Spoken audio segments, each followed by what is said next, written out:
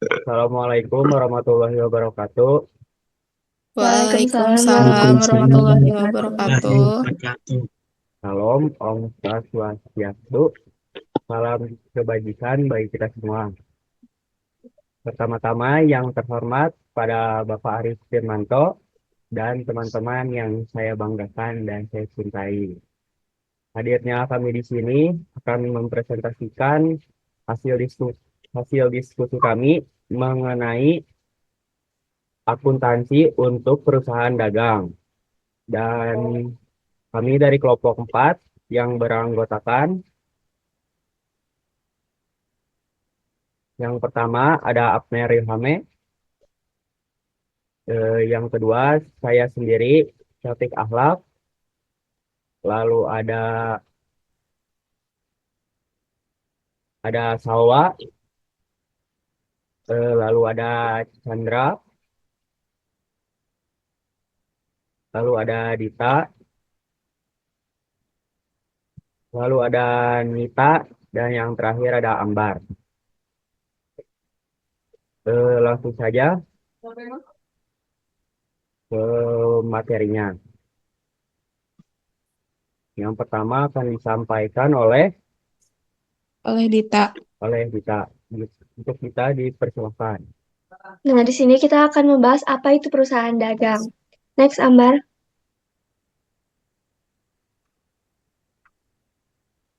Nah, perusahaan dagang adalah perusahaan yang membeli barang jadi dan menjualnya kembali tanpa mengubah bentuk secara signifikan. Dengan kata lain, perusahaan dagang berperan sebagai perantara antara produsen dan konsumen akhir. Terdapat dua jenis perusahaan, yaitu perusahaan jasa dan manufaktur. Nah, selanjutnya penjelasan tentang perusahaan jasa dan manufaktur akan disampaikan oleh Abner. Silakan, Abner.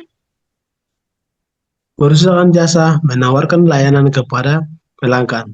Misalnya, konsultasi, perbaikan transportasi, perusahaan manufaktur memproduksi dari bahan mentah atau komponen. Misalnya, pabrik mobil, pabrik makanan, pabrik tekstil. Pentingnya akuntansian dagang. Pentingnya akuntansi di perusahaan dagang. Pertama, ada atur persediaan, hitung untung rugi, bantu ambil keputusan, taat aturan, bikin investor percaya, kontrol keuangan. Nah, dengan akuntansi yang baik, perusahaan dapat beroperasi lebih efisien dan berkelanjutan.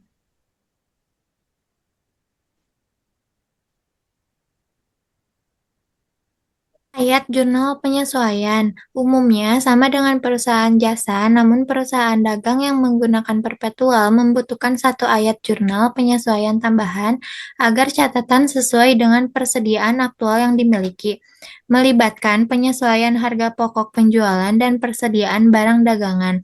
Penyesuaian ini dilakukan untuk menyesuaikan catatan akuntansi dengan persediaan barang dagang yang sebenarnya. Selain itu, jurnal penyesuaian juga digunakan untuk menghitung harga pokok penjualan dan memastikan nilai persediaan akhir catatan dengan benar. Next.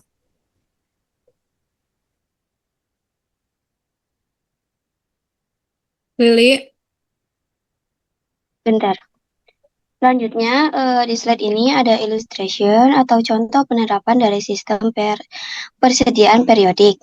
Misalnya, di perusahaan PW Audio Supply, saldo persediaan barang dagangnya yang belum disesuaikan sebesar 40.500 US dollar, tapi setelahnya dilakukan setelah hitungan fisik di akhir tahun, ternyata persediaan yang benar-benar cuma 40.000 US dollar. Nah, dikarenakan ada selisih, perusahaan harus membuat ayat jurnal penyesuaian untuk menyesuaikan catatan di pembukuan dengan kondisi sebenarnya. Di sini, jurnal penyesuaiannya adalah harga pokok penjualan debit 500, persediaan barang dagangan kredit 500, artinya ada pengurangan nilai persediaan sebesar 500 US dollar karena stok aktualnya lebih sedikit daripada yang tercatat. Jadi, tujuan penyesuaian ini biar data persediaan dan laporan keuangan tetap akurat sesuai kondisi yang nyata di gudang. Udah, next. Nah, lalu di sini ada menyelesaikan siklus akuntansi ayat jurnal penutupan. Nah, dimulai dari tanggal 31 Desember, menutup akun penjualan atau sales dengan mendebit akun penjualan sebesar 480.000 480.000 dan mengkreditkan akun ikhtisar laba rugi sebesar 480.000. Jurnal ini memindahkan saldo akun penjualan ke akun ikhtisar laba rugi. Nah, kita akan menutup akun-akun yang memiliki saldo debit seperti retur penjualan dan pengurangan harga, diskon penjualan, harga pokok penjualan, dan berbagai beban operasional seperti beban gaji toko, beban gaji administrasi, biaya angkut penjualan, beban iklan, beban utilitas, beban depresiasi, dan beban asuransi. Nah, kita akan mengkreditkan masing-masing akun ini sebesar saldo mereka dan mendebitkan akun ikhtisar laba rugi sebesar 450.000. Lalu kita menutup akun ikhtisar laba rugi dengan memindahkan saldo laba bersih ke akun modal. Dalam kasus ini kita mendebitkan akun laba rugi sebesar 30.000 dan mengkreditkan akun modal sebesar 30.000. Nah, terakhir kita menutup akun Prive dengan memindahkan saldo ke akun modal dan mengkreditkan akun modal sebesar 15.000 dalam mengkreditkan akun Prive sebesar 15.000.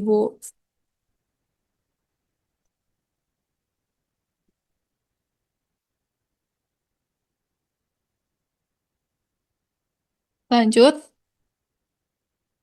kita Selanjutnya adalah laporan laba rugi bertahap. Menunjukkan berbagai langkah dalam menentukan laba atau rugi bersih. Menentukan dua tahap utama, penjualan bersih dikurangi harga pokok penjualan sama dengan laba kotor. Laba kotor dikurangi beban operasi sama dengan laba bersih. Membedakan antara aktivitas operasi dan aktivitas non-operasi. Next.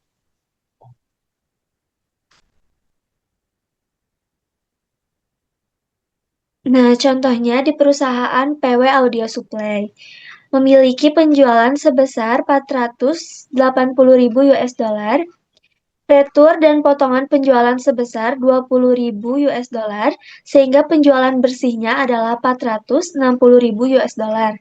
Harga pokok penjualan atau HPP sebesar 316.000 US dollar. Jadi laba kotor yang diperoleh adalah 144 US dollar. Nah, untuk menghitungnya, gross profit rate atau tingkat laba kotor, rumusnya adalah gross profit dibagi net sale dikali 100%. Jadi, 144.000 US dollar dibagi 460.000 US dollar sama dengan 31,3%. Artinya, setiap $1 penjualan menghasilkan laba kotor sebesar 31,3 sen. Selanjutnya, next. Nah, di sini ada contoh laporan laba rugi dalam bentuk multiple step atau bertahap. Kenapa disebut multiple step? Karena dalam laporan ini proses perhitungan laba dilakukan secara bertahap mulai dari penjualan bersih, lalu menghitung laba kotor, kemudian laba operasi, hingga laba bersih. Yang pertama, kita lihat bagian penjualan. Ada sales sebesar 480.000 dolar dikurangi sales returns and allowance sebesar 12.000 dolar dikurangi sales discount sebesar 8.000 dolar sehingga diperoleh net sales atau penjualan bersih sebesar 460.000 dolar. Kemudian perusahaan mencatat cost of goods sold atau harga pokok penjualan sebesar 316.000 dolar. Gross profit-nya 144.000 dolar. Selanjutnya ada operating expense. Yang pertama salaries expense sebesar $64.000. Yang kedua utilities expense sebesar $17.000. Yang ketiga advertising expense sebesar $16.000. Yang keempat depreciation expense sebesar $8.000. Yang kelima freight out sebesar $7.000. Yang keenam insurance expense sebesar $2.000. Jadi total operating expense-nya $114.000. Income from operation-nya sebesar $30.000. Next. Nah, lalu ada bentuk laporan keuangan. Yang pertama itu ada net kunci-kunci itemnya gitu ya. Ada net sales atau penjualan bersih. Nah, net sales ini total pendapatan penjualan, nah dikurangi retur dan diskon penjualan. Nah, contohnya di sini ada sales penjualannya 480.000. Nah, dikurangi retur dan potongan penjualannya 12.000. Jadi diskon penjualannya 8.000 US dollar. Lalu ada gross profit atau laba kotor. Itu juga penjualan dikurangi harga pokok penjualan. Nah, jadi harga pokok penjualannya itu 316.000 US dollar. Lalu laba kotornya itu 144.000 US dollar. Nah, lalu ada operational expense atau beban operasional, beban yang dikeluarkan untuk menjalankan kegiatan operasi perusahaan. Laba dari operasi itu 30.000 US dollar. Dan non operational activitiesnya pendapatan dapat dan beban yang tidak terkait langsung dengan kegiatan operasional utama perusahaan. Lalu ada net income atau laba bersih, laba setelah dikurangi semua beban, termasuk beban operasional dan non operasional.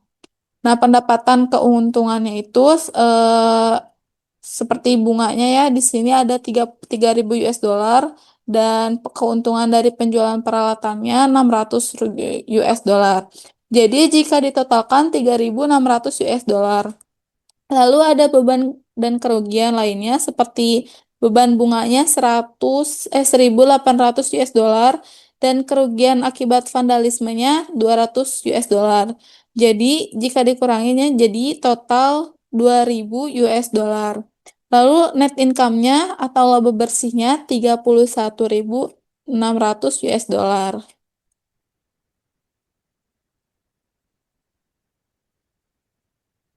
Nah, di sini ada laporan laba rugi bentuk langsung atau single step.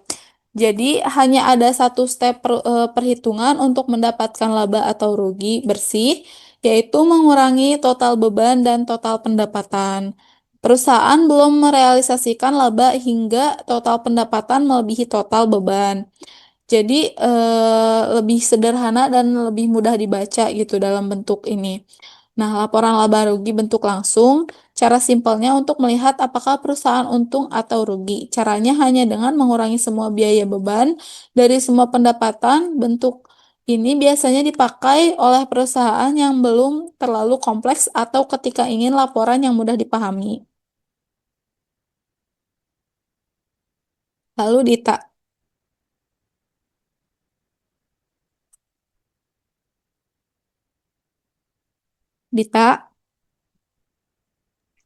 Nah, yang selanjutnya adalah contoh bentuk laporan keuangan single step dari PW Audio Supply. Nah, di bagian atas perusahaan mencatat beberapa sumber pendapatan yaitu net sale atau penjualan bersih sebesar 460.000 US dollar. Terus interns revenue atau pendapatan bunga sebesar 3.000 US dollar dan gain of sale on sale of equipment atau keuntungan dari penjualan peralatan sebesar 600.000 US dollar. Jika dijumlahkan, total pendapatan perusahaannya adalah 463.600 US dollar. Selanjutnya di bagian bawah terdapat beberapa jenis yang dikeluarkan perusahaan. Yang pertama ada cost of goods sold, harga pokok penjualan sebesar 316.000 US dollar. Yang kedua adalah operating expenses atau beban operasi sebesar 114.000 US dollar. Yang ketiga, interns expense atau beban bunga sebesar 1.800.000 US dollar. Dan casualty loss from vandalism, kerugian akibat kerusakan sebesar 200 US dollar. Total beban perusahaannya adalah 432.000 US dollar. Nah, laba bersihnya atau net income setelah total pendapatan dikurangi total beban, hasilnya adalah 31,600 yang merupakan laba bersih perusahaan. Next.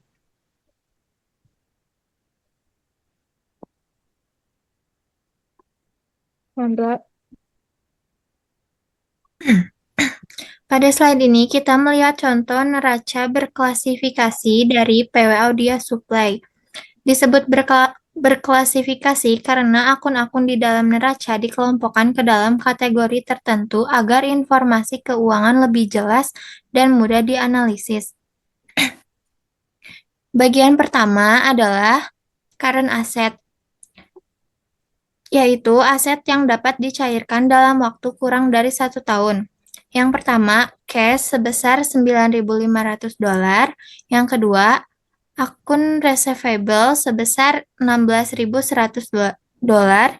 Yang ketiga, merchandise inventory sebesar 40.000 dolar.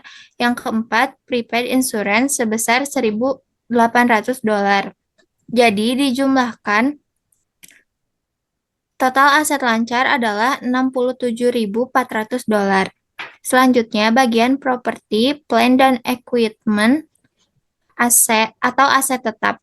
Yang pertama, store equipment sebesar 80.000 dolar dikurangi accumulate depreciation store equipment sebesar 24.000 dolar sehingga nilai buku aset tetapnya menjadi 56.000 dolar. Jika kita jumlahkan semua aset, maka total aset atau total aset perusahaan adalah sebesar 123.400.000 dolar. Jadi neraca berklasifikasi sorry. Jadi, neraca berklasifikasi memberikan gambaran terstruktur mengenai aset perusahaan dengan mengelompokkan aset lancar dan aset tetap. Ini membantu perusahaan dan pihak luar seperti investor serta kreditur dalam menganalisis kondisi keuangan secara lebih jelas. Next.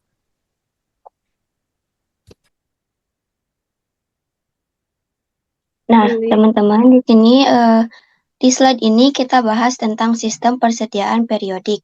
Seperti yang kita ketahui, sistem ini tentunya berbeda dengan sistem perpetual, yang dimana sistem perpetual itu dicatat setiap kali ada transaksi.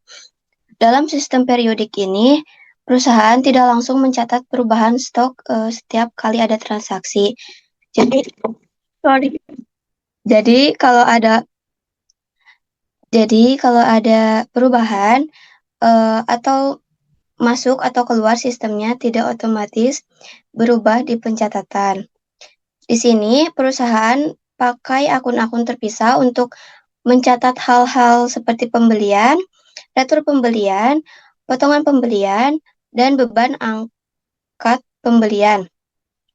Semua transaksi itu dicatat sendiri-sendiri, bukan langsung ke akun persediaan seperti sistem perpetual. Lalu persediaan akhir baru bisa diketahui lewat perhitungan fisik di akhir periode, misalnya dihitung secara langsung di gudang.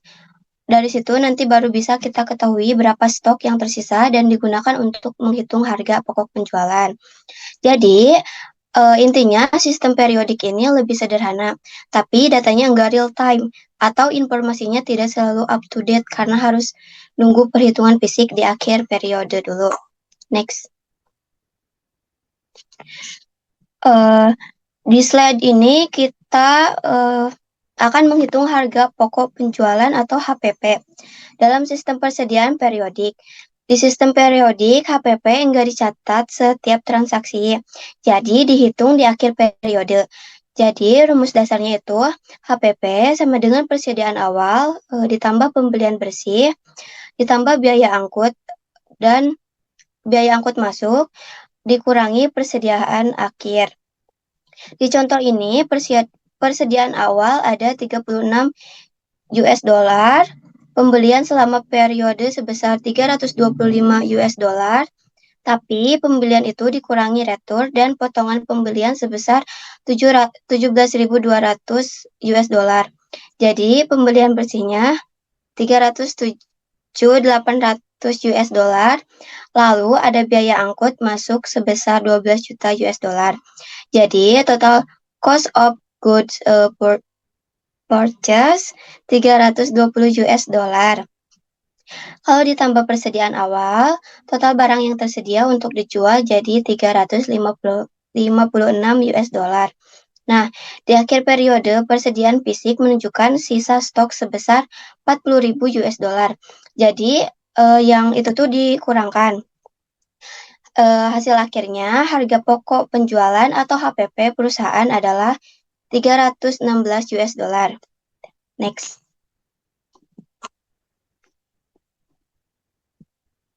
Pembelian berdasarkan ulang.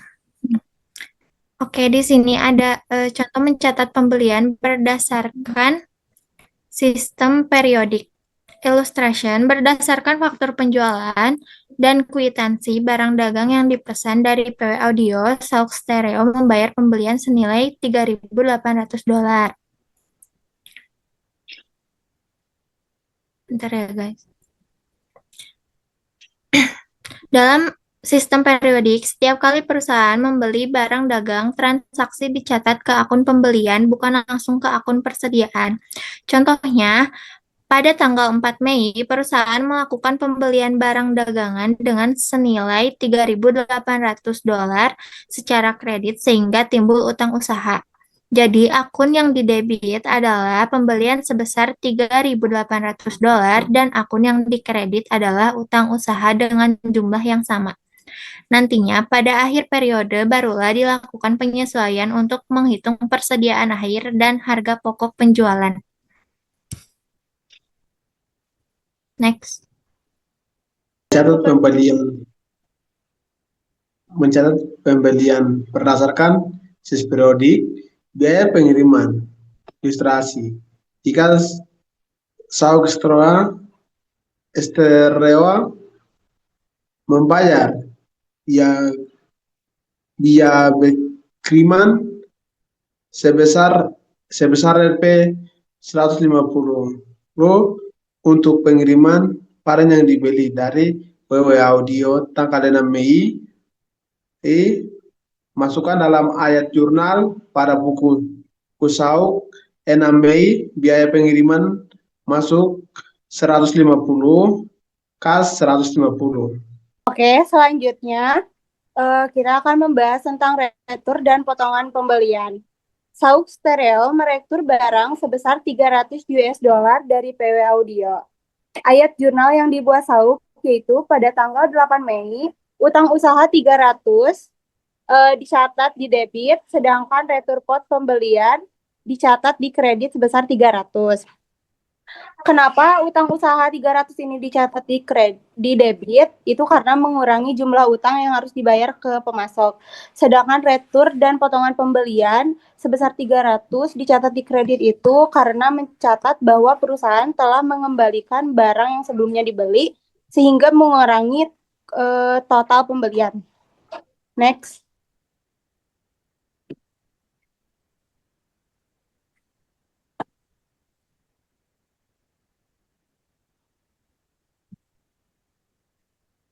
Selanjutnya, diskon pembelian, illustration, pada tanggal 14 Mei, Sauk Stereo membayar saldo terutang kepada PW Audio. Diskon tunai 2% diberikan oleh PW Audio jika dibayar tidak melebihi 10 hari. Nah, di sini dicatat, pada tanggal 14 Mei, utang usaha sebesar 3.500 dicatat pada debit. Sedangkan akun diskon pembelian dicatat pada kredit sebesar 70 dan kas dicatat pada kredit sebesar 3.430. Nah, 3.500 itu dapat dari utang usaha pada tanggal 4 Mei sebesar 3.800 dikurangi dengan utang usaha pada tanggal 6 Mei sebesar 300, jadi 3.500. Sedangkan diskon pembelian itu karena perusahaan itu dibayar dalam waktu 10 hari, jadi mendapatkan diskon sebesar 2%. Jadi 2% dikali dengan 3.500 jadi 70. Sedangkan kas itu 3.500 dikurangi dengan 70, jadi hasilnya 3.430. Selanjutnya,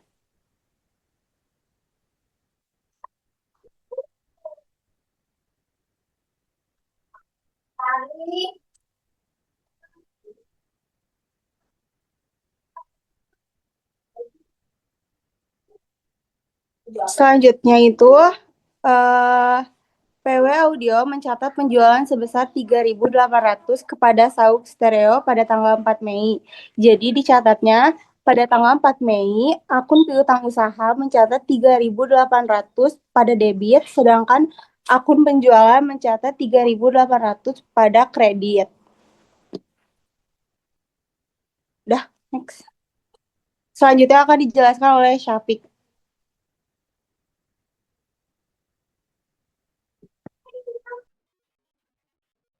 Selanjutnya ada retur dan potongan penjualan.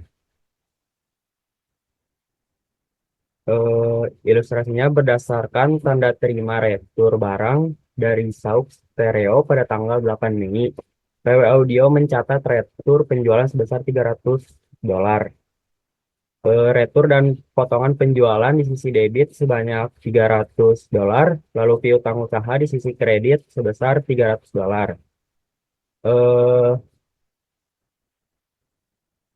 Transaksi ini dicatat dengan mendebit akun retur dan potongan penjualan sebesar $300 dan mengkredit akun piutang usaha sebesar $300. Pencatatan ini dilakukan karena adanya retur menyebabkan jumlah piutang dari pelanggan berkurang, sehingga perusahaan tidak lagi berhak menagih seluruh jumlah yang sebelumnya tercatat. Akun retur dan potongan penjualan merupakan akun kontra pendapatan, artinya berfungsi untuk mengurangi total pendapatan penjualan yang diperoleh perusahaan. Dengan demikian, transaksi ini menunjukkan bahwa pendapatan perusahaan berkurang akibat adanya barang yang dikembalikan oleh pelanggan.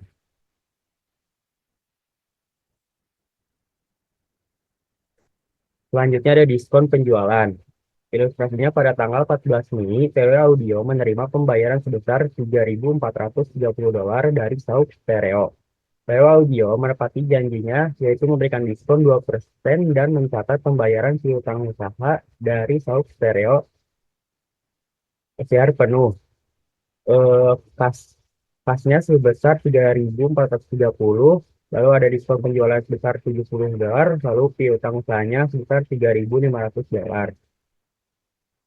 Perusahaan memberikan potongan atau diskon penjualan sebesar 2% sebagai bentuk penghargaan karena pelanggan membayar tepat waktu, yaitu senilai $70. Transaksi ini dicatat dengan mendebit akun kas sebesar $3.430, mendebit akun diskon penjualan sebesar $70, dan mengkredit akun piutang usaha sebesar $3.500.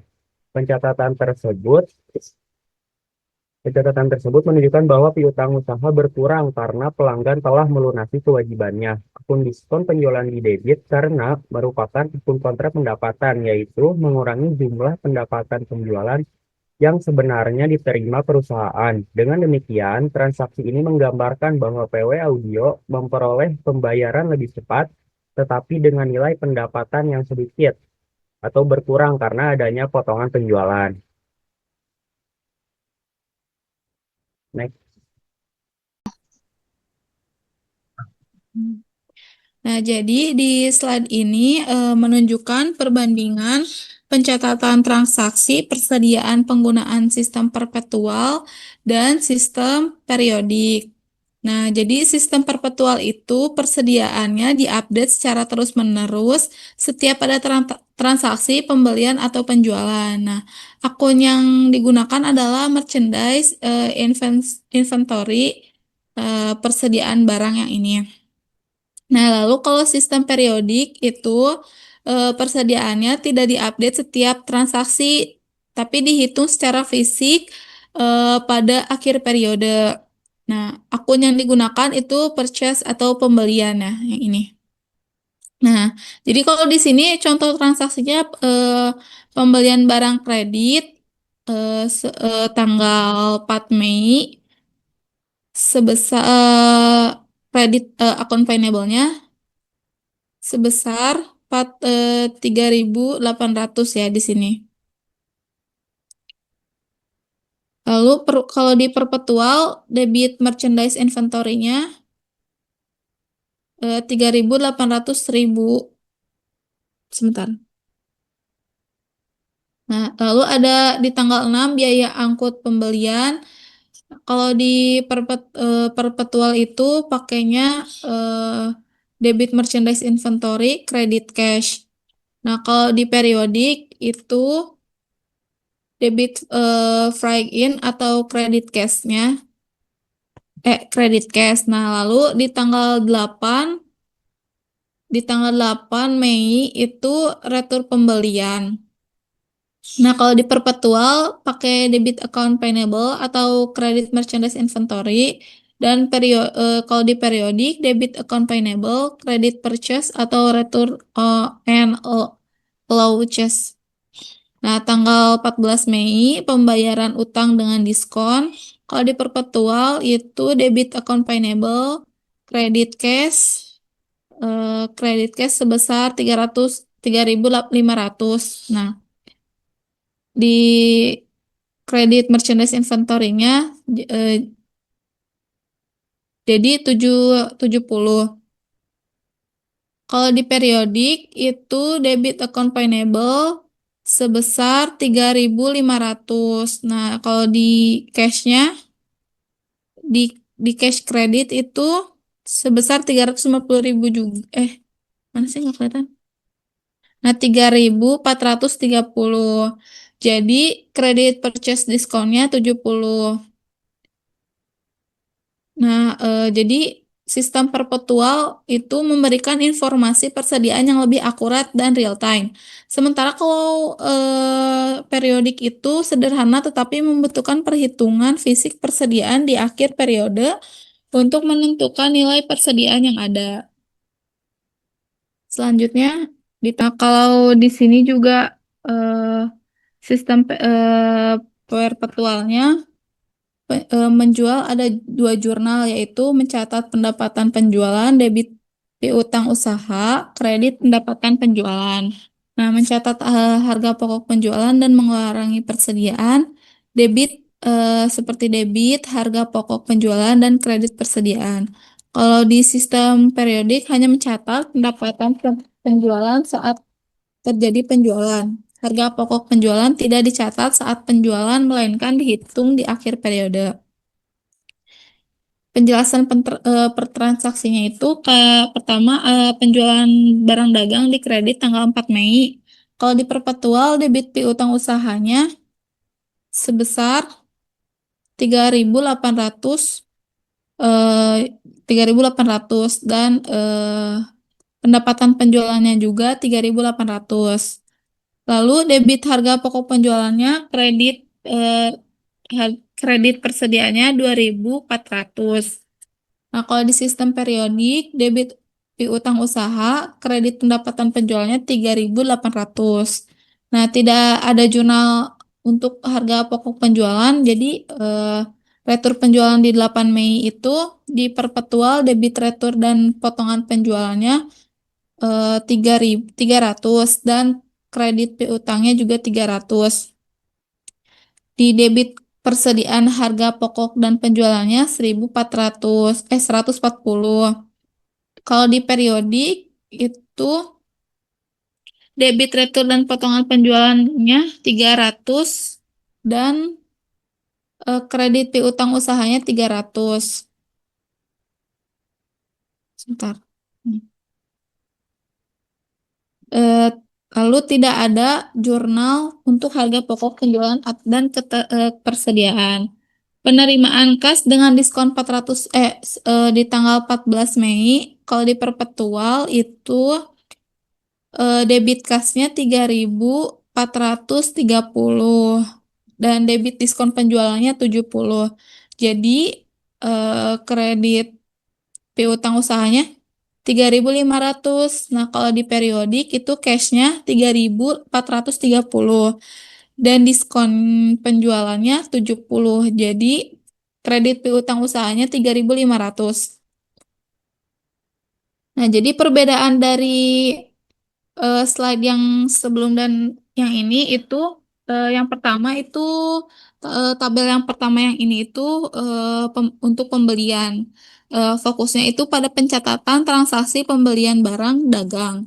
Nah, menunjukkan perbedaan pencatatan biaya angkut pembelian dan retur pembelian. Nah, menjelaskannya bagaimana sih diskon pembelian dicatat dalam kedua sistem. Nah, kalau yang ini itu fokus pada penjualan. Nah, pencatatan transaksi penjualan barang dagang. Menunjukkan perbedaan mencatat harga pokok penjualan dan retur penjualan. Dan menjelaskan sih bagaimana diskon penjualan dicatat dalam kedua sistem. Nah, ini ada slide terakhir. Nah, slide ini tuh menunjukkan worksheet ya atau kertas kerja untuk perusahaan dagang. Nah, ini contohnya ada di perusahaan PW Audio Supply. Untuk tahun terakhir itu berakhir 31 Desember 2010. Nah, fungsi worksheet itu apa sih? Nah, alat bantu untuk menyusun laporan keuangan. Terus memudahkan penyesuaian akun di akhir periode. Mengurangi resiko kesalahan dalam proses akuntansi. Nah, bagian-bagiannya itu ada trial balance atau neraca saldo. Nah, neraca saldo ini tuh daftar saldo akun sebelum penyesuaian. Nah, kolomnya itu ada debit dan kredit itu harus seimbang. Nah, lalu ada adjustment atau penyesuaian. Nah, adjustment ini jurnal penyesuaian untuk mencatat transaksi yang belum tercatat atau kesalahan. Nah, contohnya penyesuaian persediaan, beban dibayar di muka, dan penyusutan. Lalu ada adjustment trial balance. Nah, itu neraca saldo yang disesuaikan. Nah, saldo akun ini tuh ditambahkan atau dikurangi dengan penyesuaian. Kolomnya itu debit dan kredit itu harus seimbang juga. Nah, lalu ada income statement atau laporan laba rugi. Nah, memindahkan akun pendapatan dan beban dari neraca saldo yang disesuaikan. Menghitung laba bersih atau net income atau juga rugi bersih. Nah, terakhir ini ada balance sheet atau neraca. Nah, memindahkan akun aset, liabilitas, dan ekuitas dari neraca saldo yang disesuaikan. Nah, menunjukkan posisi keuangan perusahaan pada akhir periode. Nah, di sini tuh contohnya ini ya, ada yang ini yang A, itu merchandise inventory atau persediaan. Nah, untuk menyesuaikan pencatatan perubahan nilai persediaan. Nah, di sini tuh di trial balance-nya itu 40.500. Nah, pas dimasukkan ke adjustment itu 500. Jadi dikurangi. Nah, saat dimasukkan ke adjustment trial balance itu jadi 40.000. Nah, di neracanya juga dimasukkan jadi 40.000. Lalu yang B ini prepaid insurance atau asuransi dibayar di muka. Penyesuaiannya untuk mencatat bagian asuransi yang sudah menjadi beban.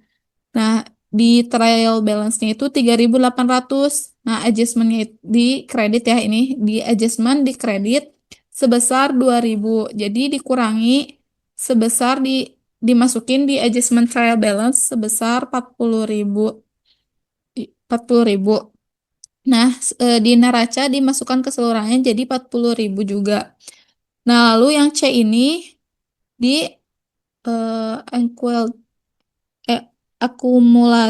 akumulasi penyusutan ya ini. Di trial balance itu dimasukkan 16.000. Nah, di adjustment itu 8.000. Nah, ini kredit dan kredit ini ditambahkan menjadi dimasukkan di adjustment trial balance sebesar 24.000. Nah, jadi di akhir periode juga di balance sheet-nya itu 24.000. Lalu yang terakhir itu yang ini yang D. Nah, ini. Ini tuh beban gaji. Beban gajinya itu menyesuaikan untuk mencatat gaji yang masih harus dibayar. Kalau di trial balance-nya itu 59.000 dan dimasukkan juga di adjustment 5.000. Jadi itu ditambah 59 ditambah 5.000 itu 64.000. Dimasukkan keseluruhan di adjustment trial balance itu 64.000 dan dimasukkan di income statement 64.000.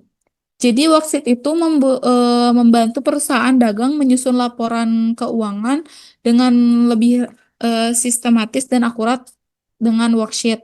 Nah, perusahaan dapat memastikan bahwa semua penyesuaiannya telah dicatat dengan benar sebelum laporan keuangan final diterbitkan. Sekian.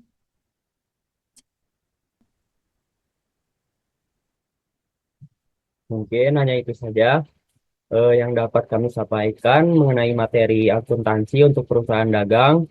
Kami dari kelompok 4 mengucapkan terima kasih dan maaf jika dalam penyampaian materi masih ada kesalahan dan kekurangan.